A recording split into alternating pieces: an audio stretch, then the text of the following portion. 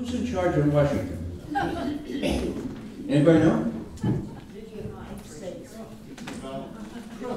Deep state, I hear. Is that who? Shout out real loud because I'm deaf. Koch brothers. The Koch brothers. Lobbyists. The lobbyists. The corporations. The corporations, okay. If it says Adelson. Yeah. Well, I have this little new phrase, you know. Ike Eisenhower said the military-industrial complex.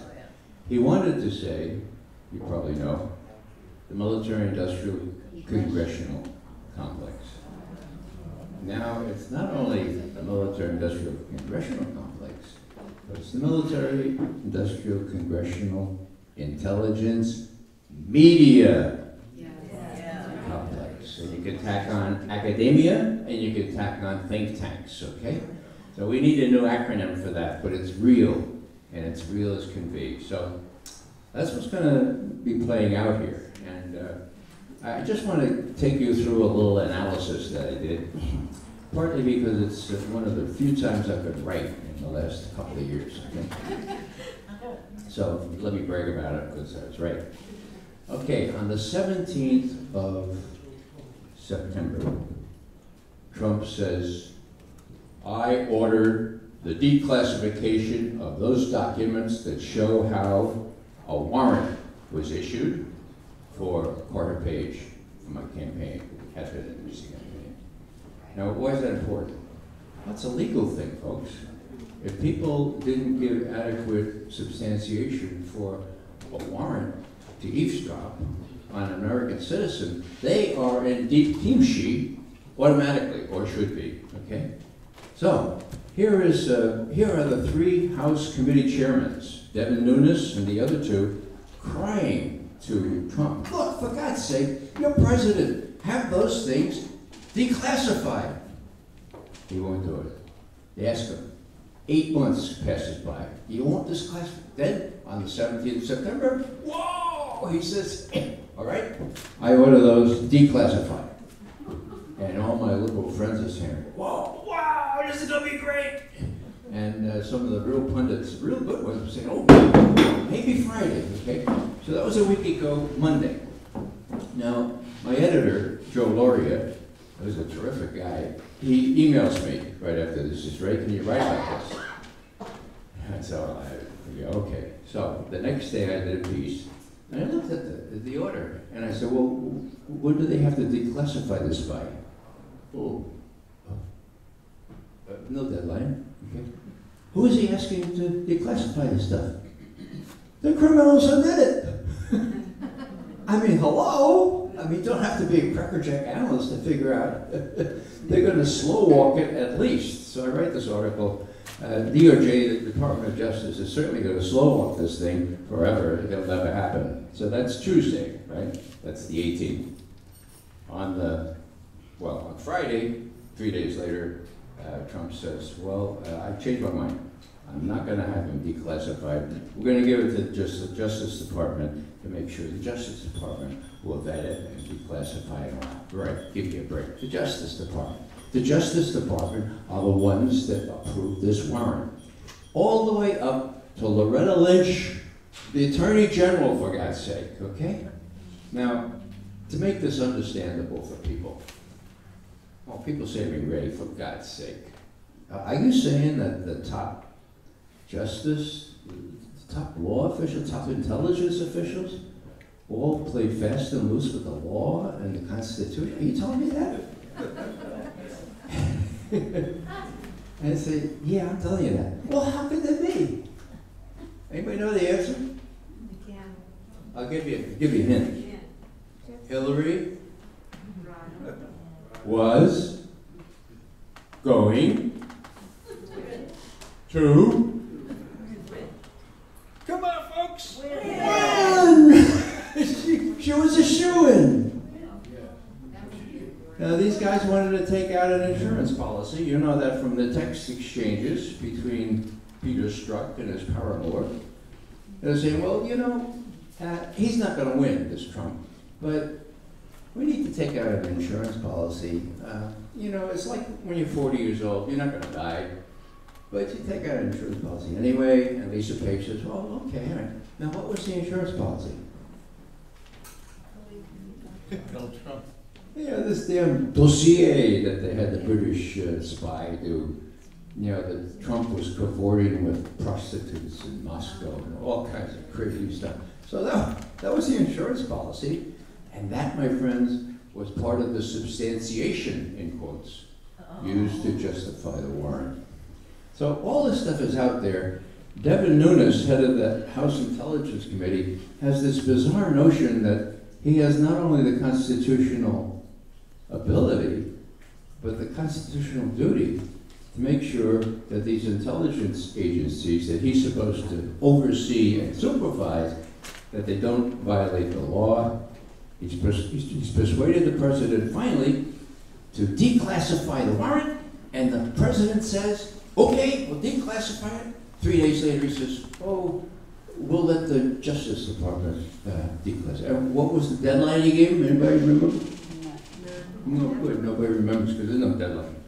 So, what am I trying to say here? I'm trying to say that, and now my wife always tells me, Ray, for God's sake, before you say anything that might be interpreted as good about Trump, make sure they know how you feel about him. So, for the record, I think Trump is the very worst president the United States has ever had, and hopefully will ever have. And if you don't have enough means to impeach him or get rid of him under the 25th Amendment or whatever, oh my God, if you don't have it by now, you never have it.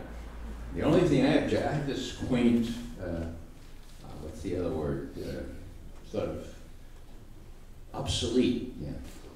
Anybody know what quaint and obsolete was referred to? What referred to initially? I'm talking 2002. I'll give you a hint.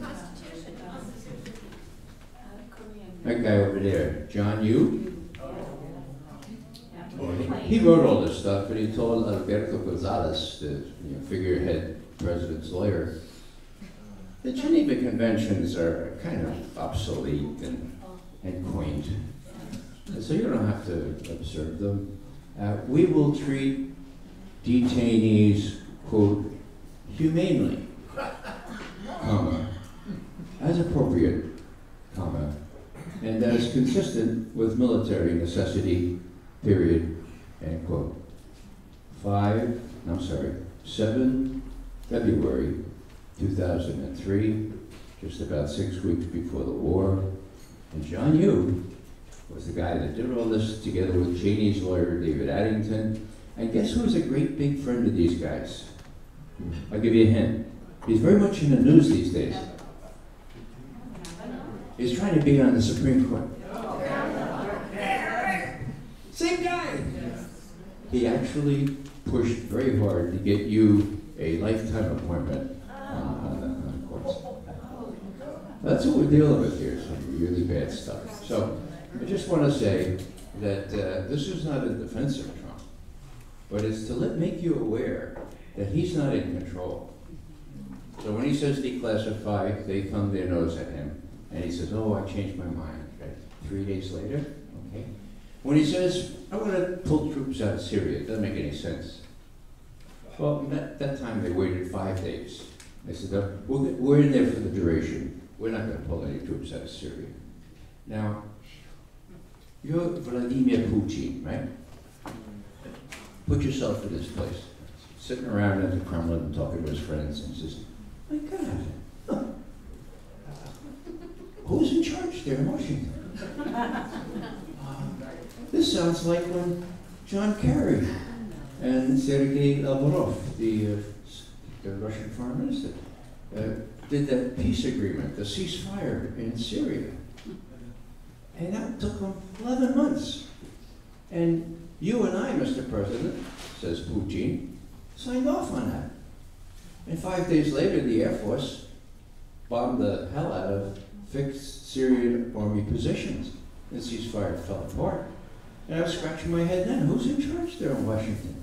We make these agreements at the highest level, and then we get back to Washington, everything's sort of, so I don't know who's in charge. Now that's dangerous, folks. That's dangerous. Now, how many of you have read Daniel Ellsberg's book, The Secrets. The Doomsday Machine. Doomsday Machine? Oh, good. The Doomsday Machine is Daniel Ellsberg's most important work, 10 times more important than the Vietnam Papers, Pentagon Papers. It is the most important book that I have ever read. And you need to get a hold of it. You don't have to buy it, and you can read it in the library. You have to see how close we were at several distinct points in time to blowing up this whole planet, to making this planet unlivable. It's even more so now. So, lastly, here goes Trump off to Helsinki. And John Bolton and all the other guys said, no, be careful, be careful. These Russians are really... Hey, let me just make an announcement, okay? The Soviet Union fell apart in 1991, okay? There's no more communist Soviet Union. They're not trying to take over the world, all right? Now, I've studied Russian leaders for 55 years, academically and in government. I think I know something about how defensive the Russians are. When we mount a coup on their doorstep in Kiev, as we did, the most blatant coup in all of human history, that was in 2014. So what you could see Putin doing is almost all defensive. Now, this is very hard to say in Washington because then you get branded as kind of a coup, not only a Trump defender, but soft on communism, soft on, Russia, yeah. Russians are always dangerous people. The head of national intelligence, a fellow named James Clapper, Air Force general who learned his Russia studies from Curtis LeMay, said at a Senate hearing, no, it wasn't a Senate, it was just when he was CNN or some one of those. He's getting a lot of money for saying profound things. He says, you have to know Russian history. Get this, folks. The Russians are almost genetically driven to be deceitful, to be confident. Yeah, you didn't see it. Well, it's not in the New York Times. This is a direct quote. The Russians are almost genetically driven to be deceitful, to, blah, blah, blah, blah. Okay. Well, now, does that matter? Well, he was in charge not only of the whole intelligence community, but he was in charge of that so-called intelligence community assessment, which the New York Times and Hillary Clinton and everybody else said, it was written by 17 intelligence agencies and they all agreed. Well, there aren't 17 intelligence agencies. There are only 16, and there's the one that Clapper, the director of national intelligence, runs. And he oversaw the manufacture of this document, which said Putin himself, mind you, ordered the hacking, so-called hacking of the DNC, Democratic National Committee. Now, so it wasn't 17. How many agencies was it? Anybody know? 3. But you know what? It wasn't 3 agencies.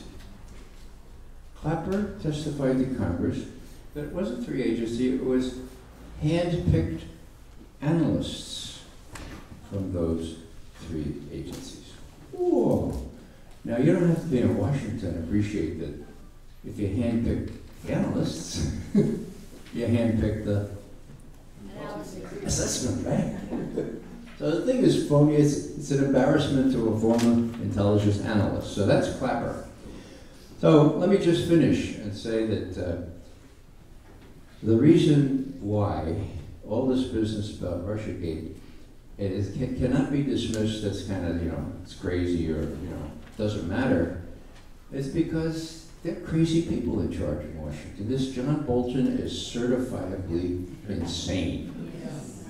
And I can prove that from a little note that George H.W. Bush wrote to me back after he had stopped being president and I had stopped being on active duty, so to speak. The reasons why you didn't let the crazies like Bolton or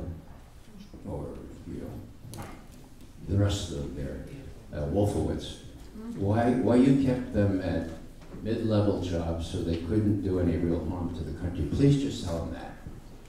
That was January 13th or so, 2003. He wrote right back and he said, Ray, I too had some concerns about that, but I don't think there's any problem. I trust my son's judgment, and I think it's going to be fine, you know. That was 2 weeks before they invaded Iraq and the rest of that. So there are certifiably crazy people. Now why? If Trump wants to have a decent relationship with Russia, which I applaud, you know, people say, well, how can you say anything applaud in the same sentence as Trump? Well, a broken clock is right how many times a day? Two. Okay. Well, here it is. Korea and Russia.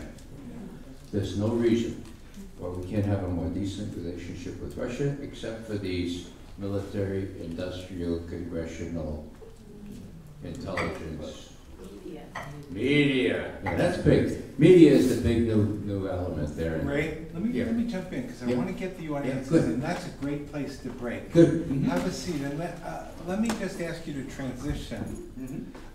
You, of course, you now establish your credentials by explaining that you believe that Trump is the worst president in the history of the world. But can you say for sure that if Hillary Clinton was elected president, that it actually could have been more dangerous based on her projection of the kind of foreign policy and encounter she was looking for with Russia through a no-fly zone? No, I can't say that for sure because I don't believe it to be the case. I was with Julian Assange 3 days before the election up in that Ecuadorian embassy. He had just finished pouring his guts out to get the information out. Legitimate, accurate, bona fide information, not only about the Democratic National Committee, but all the other stuff that people kept sending him. So I said, what do you think about the election? He said, well, you know, the Germans say it's a choice between a plague and cholera. And I was on my way to Germany, and I was there the next day. I was there during the election. You think that the people running those talk shows were befuddled in the United States? You should have seen the Germans then. You know, it's crazy. But anyhow, the idea was, they say, eine Wahl zwischen Pest and Cholera, a choice between plague and cholera. Now, I thought Hillary was much more likely to get us into a war with Russia. But and that's you should let people know that was your expertise. When you were in intelligence as a high-level CIA person, you were dealing with the Soviet Union. This is your expertise, right? My graduate degree is in Russian studies, and I headed the Soviet foreign policy branch way back then, back in the day. So, as I looked at this, you know, I was really happy to be able to vote for Jill Stein. Really, really happy. But I think she knows. But you know, just maybe I'll take advantage of this opening here. I think I know something about Russian leaders, and I have this picture of Vladimir Putin sitting around with his friends, you know, watching the campaign, you know, saying, "My God, look at this guy Trump, you know, something else. He's unpredictable, and he brags about being unpredictable. Oh, this is just the guy I want on the other side of the Atlantic with his fingers on the nuclear codes. Yeah, do everything you can to help him win." It doesn't parse. If there's one thing that a Russian or a Soviet leader would hope for in a U.S. president, is predictability. And in that score, even Hillary was better than, at least, you know, from their point of view. And the other thing is, you know, the notion that Putin, like everyone else, looking at the campaign and reading the polls, the notion that he had a better idea of whether Trump could win I mean, that's outlandish. I mean, he thought she was going to win hands down. So what's the percentage? If she's going to win hands down, what's the percentage of getting your intelligence people to say, hey, you know, why don't you hack into the DNC anyway? You know, see what you'll find, just for fun. Go ahead, do that. She would find out for sure, and there'd be hell to pay. There'd be even a worse relationship with Russia. So those were sort of conceptual reasons why I could never buy Russiagate. And as many of you know, we could prove forensically, that there was no Russian hacking, that what was given to Julian Assange from the DNC was on a thumb drive, and we think we know who did it, and it will come out eventually, but I hope sooner rather than later. Okay, and one more question. I'd like to give a brief answer, but it's an important point, and then I'd love to open it up to the audience. You know, we hear a lot about the Russians.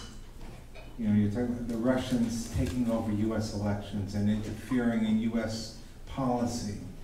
Could you just briefly talk about the level of interference that the United States was responsible for in the context of Yeltsin, and the extraordinary level of suffering that U.S. interference in that election caused? Yeah, this is something very few Americans know. We're both from the Bronx, and the Bronx. No, I'm from Brooklyn. That's okay. My wife is from Brooklyn. She married up.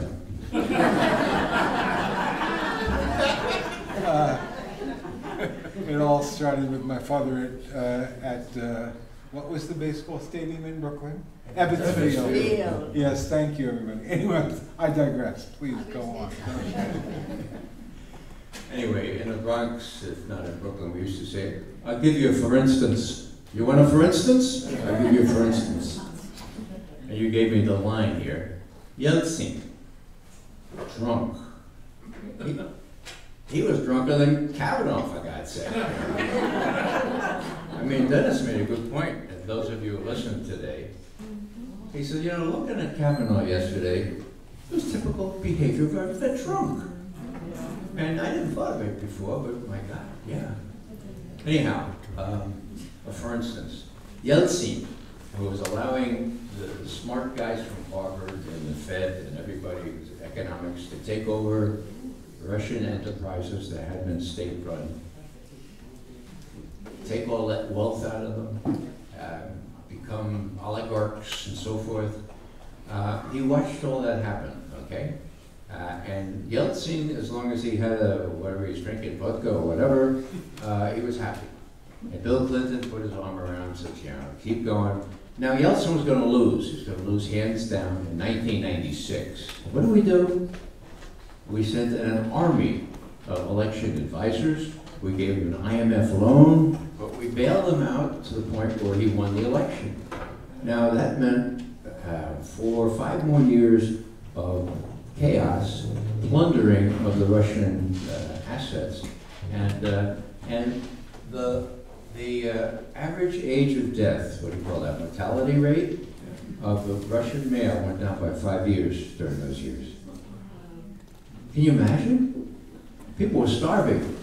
People didn't know how to handle this sort of stuff. That's what the Russians remember about Yeltsin. And when Putin came in, he knocked some heads together.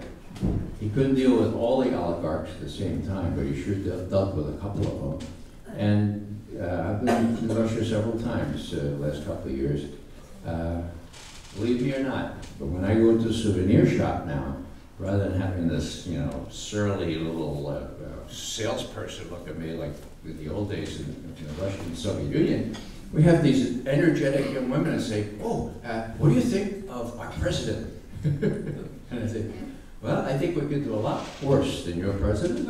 I think he's shown some considerable sang-froid under great stress. I say, really? So then they bring out these little mugs, these coffee mugs, okay? And on one side of the mug you have Putin swimming in the river, right? And then on the other side you have something. And then the next one has these soldiers just in green, you know, the ones that took over in Ukraine.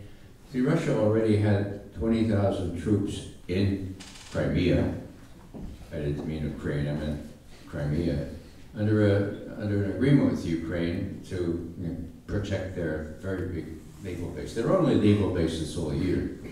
So what happened was, after the coup in Kiev, these young green men, they were called, without insignia, went to the various establishments in Crimea and said, now, you don't have any instructions from Kiev, but we have some instructions from Moscow. Would you please, we don't want any trouble, would you please just step aside? And they did. That was the bloodbath of the Russian invasion of Crimea. And nobody knows that because the New York Times doesn't say it. So what you have in Putin is a very different animal, but he's not gonna sit still for a lot of stuff. I'm surprised that he's reacted so dispassionately with respect to those 12 Russian flyers that were shot down in the plane just last week. But you know, he knows what the game is. He knows that there are people that want to provoke him into overreacting, and the Israelis can get their full Air Force and so forth in gear, and if they get shot down, well then, you know, the old Americans will come in.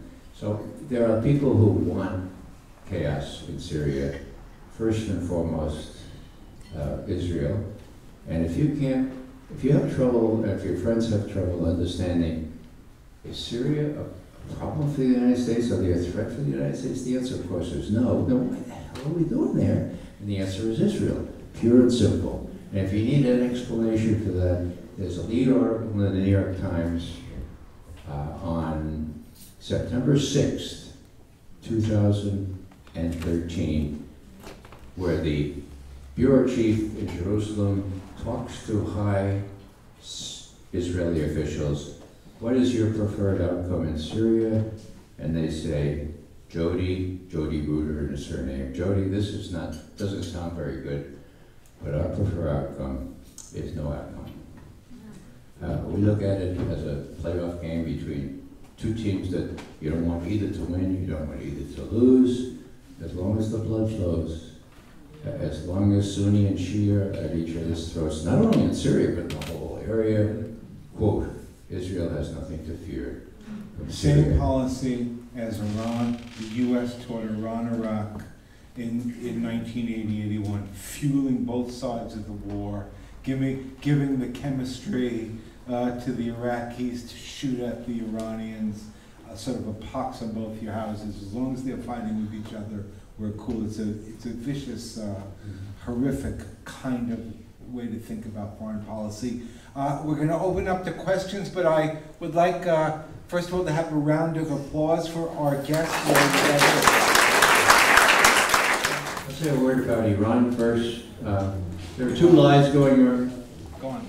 Two lies going around. One is that Iran is the foremost supporter of international terrorism. That was true 42, 43 years ago. It hasn't been true since then. We know who is. Saudi Arabia, Israel, and the United States of America. So don't believe that. The other thing is that Iran's still working on a nuclear weapon. An honest intelligence estimate determined in 2007 that they had stopped working on a nuclear weapons part of their development program at the end of, are you listening? Yes. At the end of 2003. 2003, and had not resumed it. 2003, that's when we invaded Iraq, right? So put those two things together. They stopped, and we can verify that, and they haven't been working on a nuclear weapon part of it. They work on nuclear energy, of course, but not nuclear weapons. So when you hear about all these terrible things about Iran, realize that the two main things are out and out lies. I've been working on this one for a long time. Who holds the CIA accountable? What department of the government holds the CIA? And do you think the investigation of the FBI will be fruitful for the women of this country? The body that holds the CIA accountable is no one. No one. Now, there are committees that are supposed to hold them accountable, but I just explained. When the president tries to do what the committee chairman, in this case Devin Nunes from California, now I know Devin Nunes, and I can tell you about him later. He has a character that you wouldn't believe. He's a Republican, but he seems to have this bizarre notion that he wants to get to the truth. So finally, after 8 months, he gets the president to say, declassify this documents, and then the president throws him under the bus 3 days later, okay? So the answer is no one supervises these people, and that's, you know, that's really not democracy. FBI investigation of Kavanaugh, will that produce anything? I hope, but who knows, you know, the FBI is so political now. FBI is not at all the image that we grew up with, people with a little gray hair.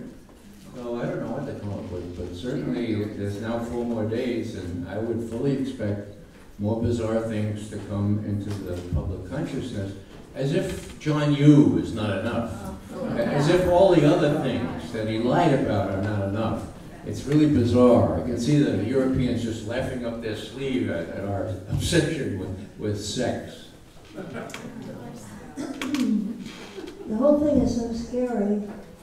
I really keep thinking, oh, I keep believing in magic, like Daniel Ellsberg came in and as things change. Is there any possibility that Bob Woodward, who wrote a book, is that going to make any, is anybody going to read it or do anything about it? Well, I have to just give you my personal opinion about Woodward. He and, what's his name? Bernstein. No relation. No relation. They did incredible work during Watergate. I read every word that they wrote. They got rid of a really bad president, helped to. Then they become court, not jesters, but court historians. Read Woodward's book about Bush, like that. He's been, you know, it was awful. And even, what's her name? The former editor of the New York Times, Jill Abramson. Yeah, she's prayed. This, I think, was in the Washington Post review of books. She says, Woodward is just a cat's pajamas. She doesn't say it like that. He's really just so great, except he got the weapons of mass destruction in Iraq wrong. Except for that, wow. We were shouting it for anybody to listen. It's a phony thing. There aren't any weapons of mass destruction. We knew it. We knew that our former colleagues, that they were participating in fraud on the American people and on the world. That was hard to watch, but we said it. We said it way before the invasion. Where was Bob Woodward then? Where was he? We got some of our stuff out on Agence France Presse, you know, AFP, but the U.S. media wouldn't come near us. Nicholas Kristof once put us in this thing before the war, and nobody came to us. So I don't hold any brief for Bob Woodward. He writes really nice, you know, sexy things now, and he's probably right about some of this stuff. He's probably got stuff on tape. But what's his objective here? To tell history, or to kind of titillate the rest of us with what an asshole, arschloch we had as a president? I just don't know. I really don't think that Bob Woodward is going to give us much help on this kind of thing. I'd like to bring up probably somewhat remote question. I'm very interested in the sanctions. The United States imposes sanctions on Iran. The United States imposes sanctions on North Korea. The United States imposes sanctions on Venezuela and Nicaragua. By what authority is the United States claiming the right to impose sanctions? Do they get United Nations authority? And if so, how do they get it? And on what basis do they make up the justifications for these sanctions, which are basically the siege of Calais all over again? They're waiting for somebody to come out with a rope around their neck. can you explain this whole sanctions thing to me? So your question is, what happens with the sanctions? Is that it? How, on the basis of what authority does the United States impose sanctions on, say, Venezuela? On what basis do we impose sanctions on? Or anyplace else? Well, you know, we are the sole indispensable country in the world. You know that. Yeah, I know Bill Brady said so. When I talk in colleges, you know, I try to test them. I say, you know about synonyms? And, yeah, sure. Like words. And I say, how about antonyms? And usually there's one or two. Yeah, that's an opposite word. I said, good. Okay, so what's the antonym for indispensable? Now, antonym is an opposite word, right? So it's just the opposite. So what's the antonym for indispensable? Come on, guys. Right? It takes the college kids about 5 seconds and they say, dispensable? I said, yeah. So you're a foreign country and you realize that you're dispensable? Oh, I never thought about it that way. Huh? So, in answer to your question, I'm not trying to be cynical, but we consider ourselves above the law. Most of the other countries of the world realize that. And the big danger is that we'll keep considering ourselves above the law. Meanwhile, China and Russia and India and Brazil and Iran and some pretty weighty countries, including the EU. The EU said they're gonna abide by the Iran Accord, right? That's big. So I just hope that we'll come to our senses before some arschloch like John Bolton said, well, you know, let's show our military might. You know, if there's a dust-up between U.S. forces and Russian forces in Syria or Ukraine, look to the South China Sea, folks. Look to the South China Sea, because China has the equivalent of a military arrangement with Russia, and then they're going to cause big trouble in that part of the world, just to take some of the pressure off what's going on in the Middle East or in Ukraine, and to show that, look, you know, the days of U.S. exceptionalism or arrogance, you know, are gone. So that's the danger point, and I don't have any confidence that the Marines that are running our nuclear policy, Marines don't know anything about nuclear weapons. They do other stuff. Marines, you know, the Defense Secretary, head of the Joint Chiefs, the Chief of Staff of the White House are all Marines? Yeah, what do Marines do? They salute.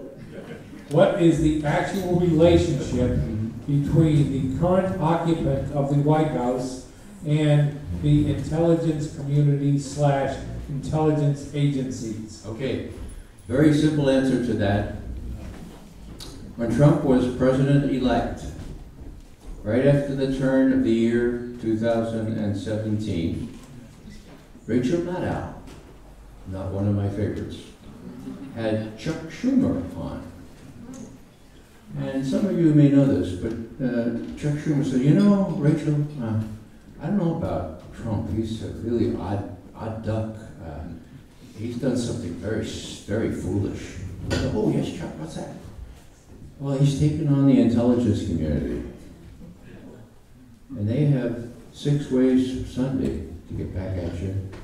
I thought he was a smart businessman, that he'd pick his enemies, but no, he's done this real foolish thing. Okay, that's the 3rd of January 2017, 2 weeks before, or whatever it is, before the inauguration. What happens 3 days later? 3 days later, this intelligence community assessment is given by the deep state, CIA, FBI, NSA, and Clapper, to the president-elect.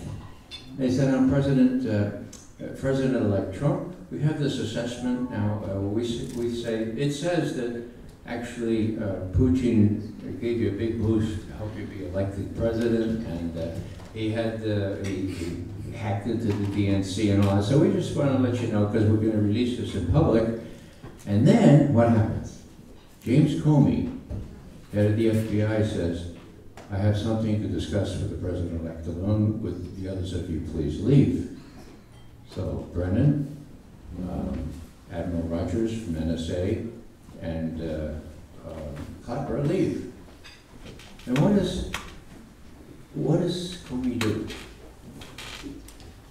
He says, now, Mr. President, this is a little odd, a little embarrassing, because we have this dossier, you see, and my God, this is really scurrilous. It has you cavorting with prostitutes in Moscow a couple of years ago, and it's really very, and we understand that the press may get this, and so we just want to let you know that we haven't confirmed it, but we just want to let you know we haven't. That sound familiar, folks? That's what happens with every president-elect that comes into Washington. We just want to know that we've got this material. So just so you know. Now, if I were Trump, I would have had a little bit more experience in Washington. Okay. Now, I would have been taking the Trumpism, "You're fired" right away. I would have said, "You're fired, Comey. Don't pull that stuff on me. Clean out your desk. You got 2 weeks to do it. Make sure you never show your face around here again." That's what I would have done on the spot. Now, Trump waited a couple of months to do that. And meanwhile, when this guy on NBC asked him, "Why'd you do that?" He said, "I did it because of this Russian thing." And what does the press do? "Oh, see, he's trying to cover up for the Russian thing." It wasn't that at all. It was Comey trying to use this Russian thing, this phony dossier paid for by Hillary Clinton and the FBI. Check it, folks, to get the grips on him. So, yeah, it was a Russian thing, but it wasn't the Russian thing that the New York Times talks about. And I've never seen the New York Times, the Washington Post, the Wall Street Journal so thoroughly corrupt and so much listening to their old sources in the CIA, like my old friend John Brennan. All right, thank you, Ray McGovern.